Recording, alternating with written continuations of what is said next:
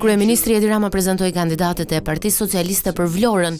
Nga bastioni të majtëve, Rama u shpreh se skuadra e përzgjedhur është oferta më e mirë për qarkun e Vlorës. Besoj që është një cilësi që e reflektojnë edhe skuadrat e qarqeve të tjera, po këtu në Vlorë në mënyrë specifike besoj që ka një harmonizim të shkëlqyer midis ambicjes son, qëllimeve tona, komunitete, prejardhje dhe patjetër edhe opinione jo gjithmonë të njëjta.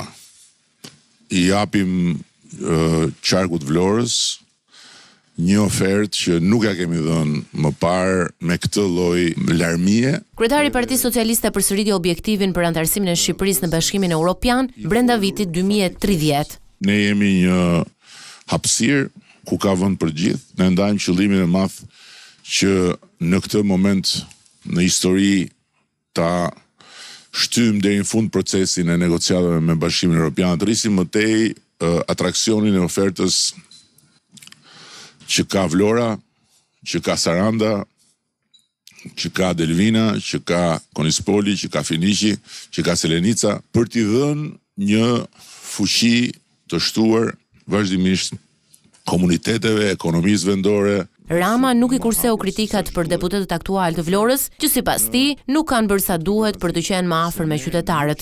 Nuk kanë rrezatuar asgjë në raport me atë që duhet të rrezatonin këtu në Vlorë.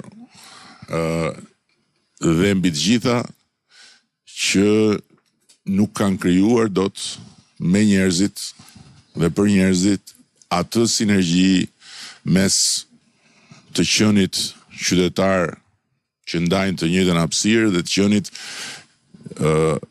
përfaqësues të tyre, duke ju gjendur pranë, duke i begenisur, duke ju qarë hallin edhe kur nuk u zgjidhin dot. Në Vlorë, kryeministri Edi Rama bashkëbisedoi me operatorët turistik për t'u njohur me përgatitjet për sezonin veror. Ky është